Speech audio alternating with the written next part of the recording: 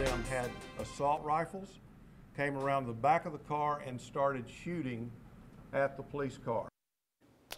That Garland, Texas police officer describing what happened outside an event featuring a cartoon contest for the Prophet Mohammed. The winner would get a $10,000 prize. The gunman, as you probably have heard, they shot a security guard, then police killed the two.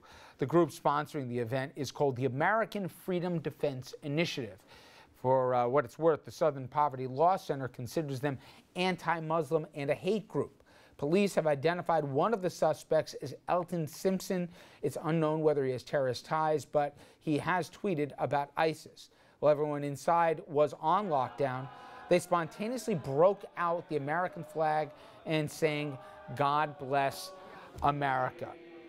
Now again, this show probably defends free speech as much as any program I know on TV, but a little history lesson that I'm not so sure the good folks in Garland remembered.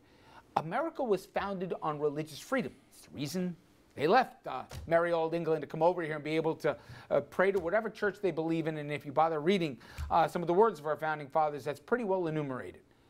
So whose idea is it to do a cartoon contest to intentionally insult and inflame Muslims, mock Mohammed?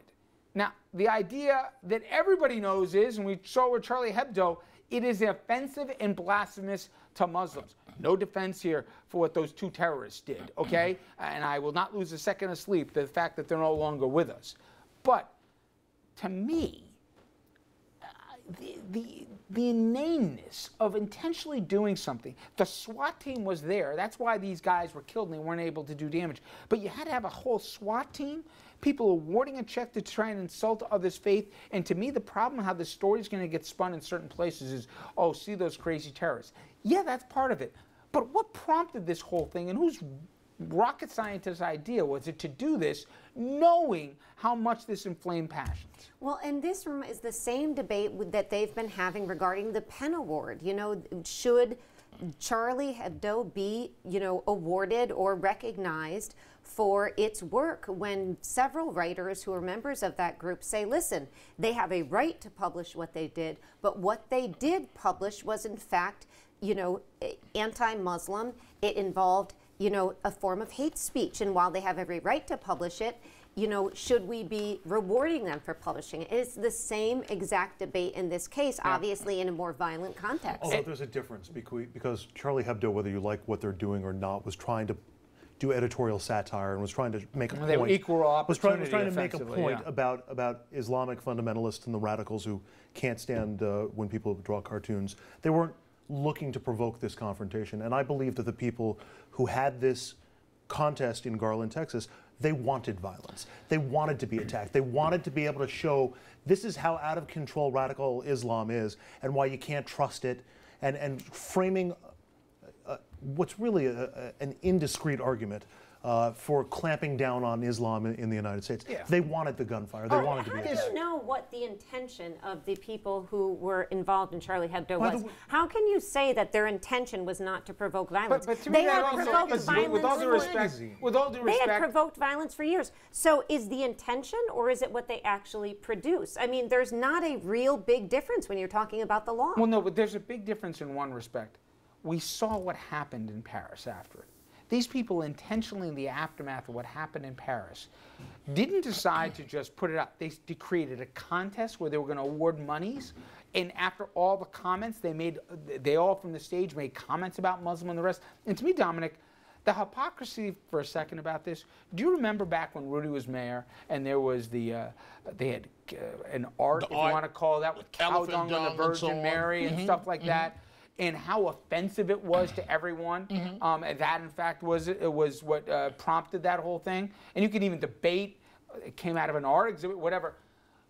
I remember the outrage of how unacceptable that was. But yet, in America, we have contests for how we can insult someone else's faith here if they didn't agree with the mainstreams, and that's okay. It's just, I think a lot of folks have to check themselves a little bit here when it's selective outrage when it comes to faith in this country. And we would never be talking about what happened in Texas if it wasn't for two lunatics, and I'll call them terrorists, for what they tried to do, and thankfully were stopped.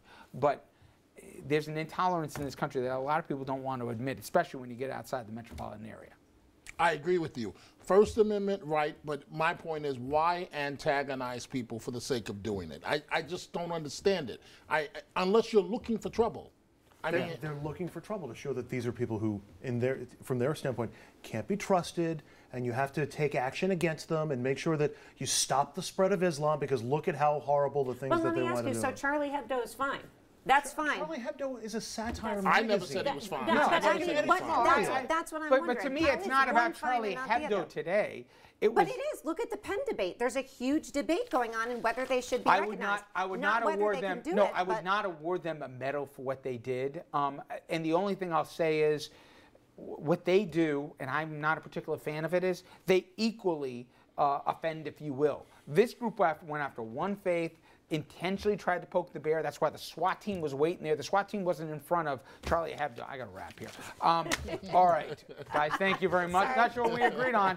We had a good debate. Coming up next, we got Hudson Valley Headlines. Stay with us.